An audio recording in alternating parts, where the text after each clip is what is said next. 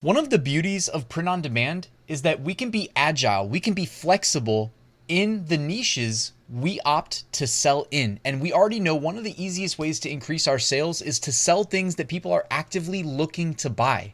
In this video, I want to show you two different ways you can keep your finger on the pulse of what people are actively searching for. The first one I'm going to show you is completely free and very underutilized.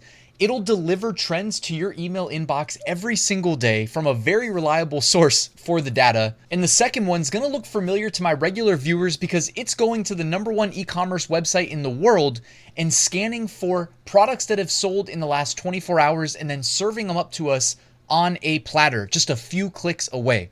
So I'm excited to show you both of these. Let's get started. So I mentioned that the first tool is completely free and from a familiar face. It is from Google. In fact, Google Trends. And if you guys didn't know, they have a free newsletter. I'm going to show you some examples from about the last month of what you can expect if you decide to sign up for this free newsletter. Basically, when you go to google.com/trends, scroll to the bottom, make sure you're signed into Google, and you'll get the opportunity to join the newsletter with just one click. It is that simple. So you'll get daily emails from them outlining what has been trending in Google search in the last 24 hours. I should say what they're willing to share, right? They won't share everything. So you can see this is from May 20th. It says, what is the ICC? And who is the ICC? Spiked 1,500% in the past day. Chronic traumatic encephalopathy.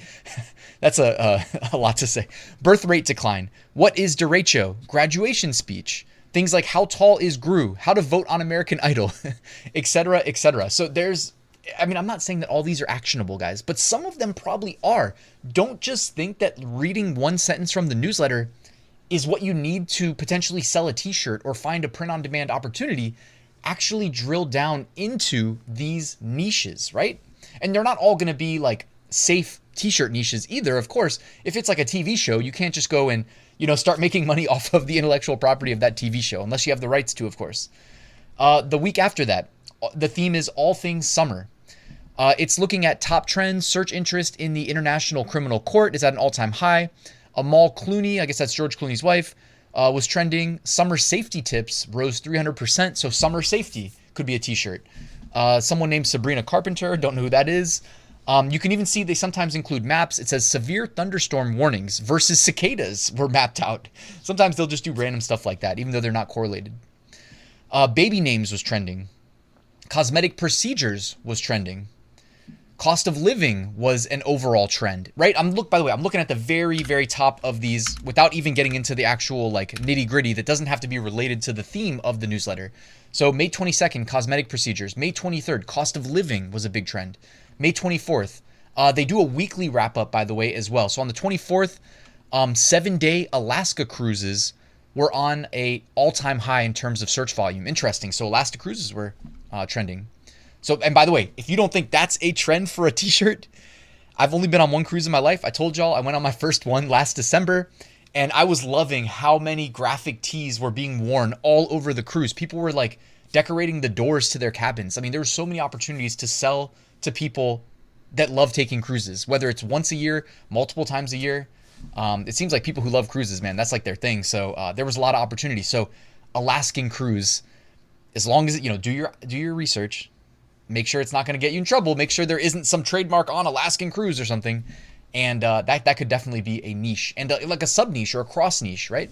Family vacation, Alaska cruise 2024. So simple. Put it on Etsy and offer customization too. Put the family name. Simple, simple, simple. Severe weather was trending May 31st. They also do these little pop-out things, sometimes different colors. Who won the Kentucky Derby? What time is the Kentucky Derby? When does the NCAA 25 come out? Where did Red Lobster, and then it says, why did Red Lobster close? Okay, so I'm guessing maybe these are completely automated emails. It seems like they let that one slip through the cracks. That should have been under why. So it says where, and then the where is right here. Where to watch Canelo versus Munguia. And the why was why did Red Lobster close? Interesting story there, by the way. How old is Anne Hathaway? So it's not perfect, but anyways, I'm just showing you guys some examples.